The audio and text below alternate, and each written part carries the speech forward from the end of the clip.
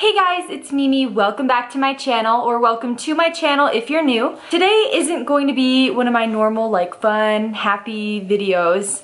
I'm going to be talking about my experience getting bullied growing up. I just want to start by saying this is by no means me trying to get people to feel bad for me or sorry for me. I do think this was a really hard thing that I went through, but I know that people are going through much worse cases of bullying. I really just want to make this video and recount on my experience so I can relay to you how important it is that we realize that this is an issue and that cyberbullying is a real thing, and I just want to raise awareness for that. I had the idea to do this video because I actually did, you guys have probably seen the 10-year challenge go around on Instagram, where basically you post a photo of you 10 years ago and then a photo of you today. And I participated in it, and I was looking through some old photos of me as a kid, and in my caption I even kind of talk about this experience a little bit, my experience being bullied, and how I would have never guessed that I would be where I am today and how happy I am today. I just really didn't think I was worth anything, and so I just noticed a lot of you guys commented on my photo and you were really grateful that I was sharing those experiences. And I think it's so easy on social media just to put all the good things out there and make your life seem perfect. And so I just wanted to get on here and talk to you about some of the real stuff and my experience being bullied. Or I would tell people about what I was like as a kid. I would always say oh, I was such a weird kid, I was so ugly, no wonder I got bullied, pretty much. When really, I can't even believe that I would say that, because how awful is that? There should be no kind of justification for me being bullied as a kid or feeling like I wasn't worth anything. Maybe I wasn't the cutest kid, and yeah, maybe I was pretty weird, but that doesn't mean people have the right to bully me. And even I had that mindset, so that's what I want to challenge today. And I was a little oddball. I definitely walked to the beat of my own drum. I didn't care about what anyone else thought of me before I started getting bullied. And I was just a very happy kid. We didn't have a lot of money growing up, and my family has had issues. So I think that definitely came into play as to why I was a little bit odd. But like I said, that doesn't mean that I was justified to be bullied by any means. So when I was about in 4th or 5th grade, I had two best friends. And their names, these are fake names, I'm not going to use their real names, but I'm going to call them Tanya and Vicky. I didn't ever really hang out with them much. I was always very introverted and shy. So even though I lived close to my friends, I didn't really see them much because I didn't really go outside. I'd mostly be in on my computer all day and hang out with my little sister. But they were my best friends. And I don't know if your guys' elementary school, I assume a lot of elementary schools are like this. When you start a new grade, you get assigned a teacher, and there are usually multiple teachers for that same grade. So I remember we got our class assignments, and Tanya and Vicky both got into one class, and then I got into a different class. So I think that's where the initial separation happened, because before this we were the three amigos, inseparable. Every single recess we were playing, and it was just we were best friends and everyone knew it, you know? They both got into one class, I got into the other class, and just that alone was devastating, because I was really sad. I knew they were gonna get probably closer friends than I was, even though we would still see each other at recess and during lunchtime.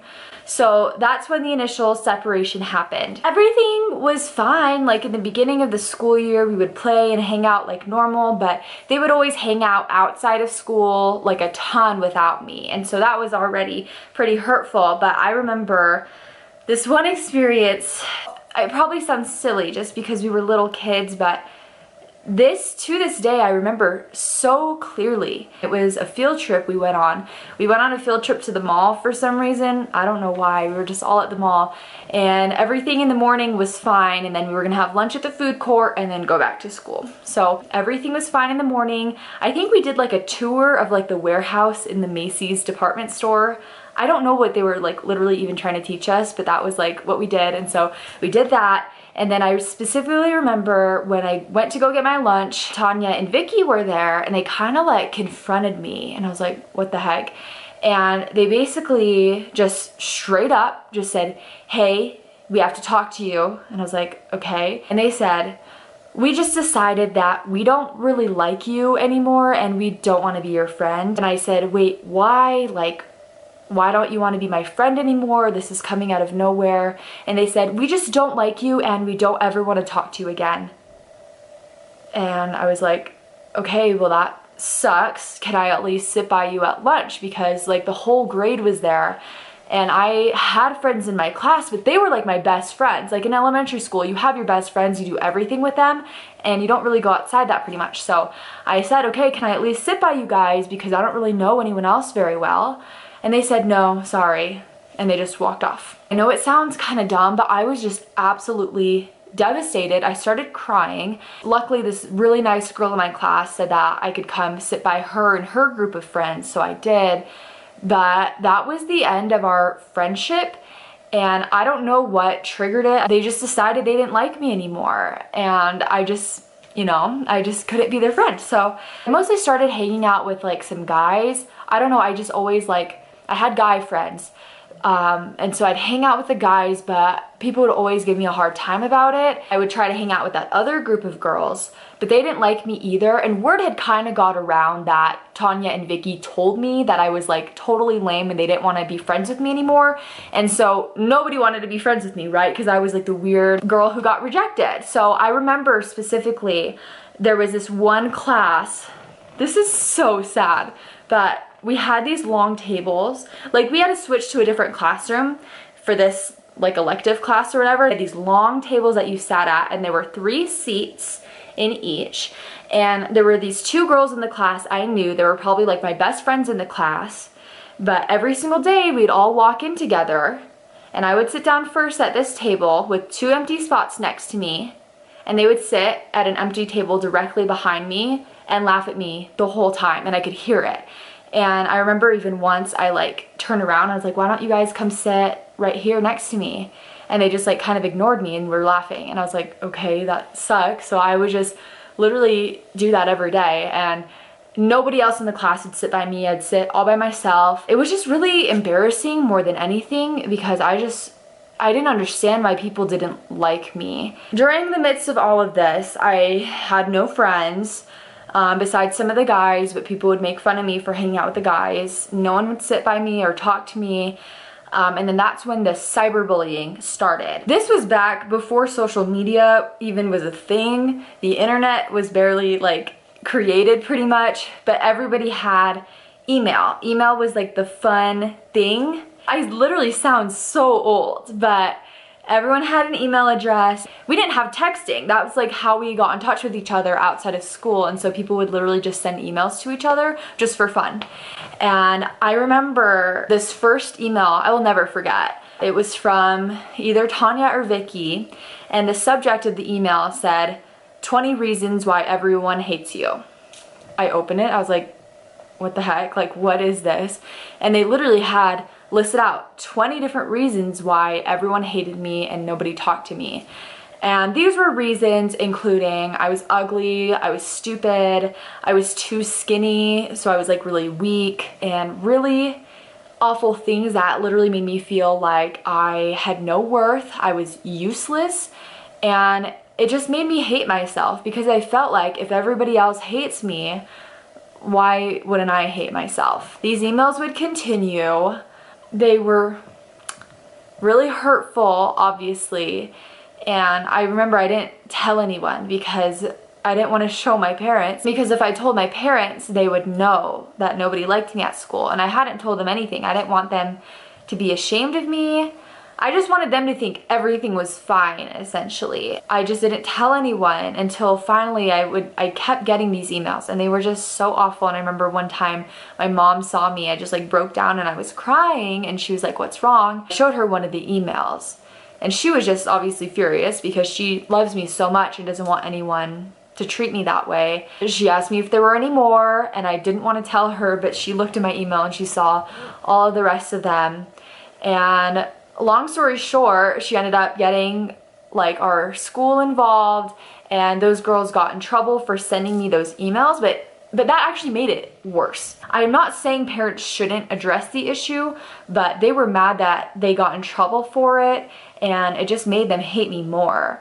I ended up also getting physically bullied. I remember I got slapped across the face. One day I was wearing a hoodie and one girl was just like pulling, and I actually couldn't breathe. I started like choking, and people would make fun of me all the time because of my religion as well, because I wouldn't want to swear. And that was the time where where kids were starting to swear because they thought it was cool. I remember getting cornered in the playground, and they said, say this word, say this word, say that, and it was like the H word or something, but I didn't want to because I'm very religious, and they always just taught us not to swear, and I never wanted to get in trouble with anything. And they would corner me and like kick me and stuff until I would say it, and it was just not good. It doesn't really sound that bad when I'm saying it all, but as a kid where your brain is so impressionable, that's not the time in your life that you need to be hearing bad things about yourself and feeling like you're worthless. It gave me a lot of self-esteem problems, and it took me a long time to work through everything. And like I said, like I know there are a lot worse things that could have been happening to me, but I don't think that we should act like this isn't a big deal, because it still is a big deal. And it took me a long time to become the confident person that I am now.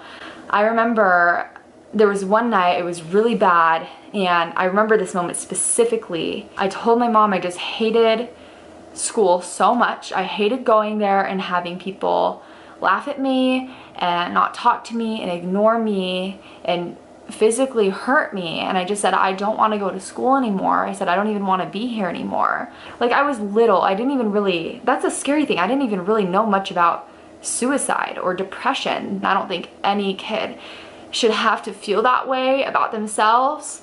Even though it was just cyberbullying, it was just a couple of emails, it really hurt me, even to the point of wanting to die. There was that point where I just honestly felt like I could never be happy again. I would never be loved or have any friends ever again in my life. Even going into middle school, I got made fun of and bullied there too. I feel so awful about this, but I started taking that out on other people, and people who were even lower on the totem pole from me, I would make fun of them because, like, I really truly think bullying is a cycle, and usually if somebody's bullying you, it's because they've been bullied. A couple years later, we ended up moving across the country to Utah, and this was all in Michigan, by the way, that's where I'm from. And in Utah, I got to start fresh, and I didn't experience bullying anymore. But I think the most important thing in this journey for me was when I moved here to Utah, I started seminary for my church. So I go to the Church of Jesus Christ of Latter-day Saints,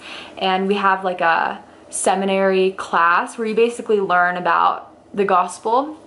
And what helped me through this the most was just turning unto God, remembering the sacrifice that Jesus Christ made for us, and knowing that he's been through it all and he understands even when it feels like no one else can understand. So I don't want to make this into a religious video because I know everybody has differing beliefs, but I just know if you're someone who's being bullied, don't be afraid to stand up for yourself. I think that was always something I was scared to do. Don't let them get you down, and it's so much easier said than done, but just remember that you will be happy again. That was the one thing. I never thought I'd be happy again. I never thought I would ever have friends or get married or anything, and no one should have to feel that way about themselves, because honestly everybody has so many talents and gifts, and you are so unique, and the world needs what you have to offer. You will get through this. You will be stronger because of it, and God put this in your path because he knew you could handle it. He wouldn't have given this trial to you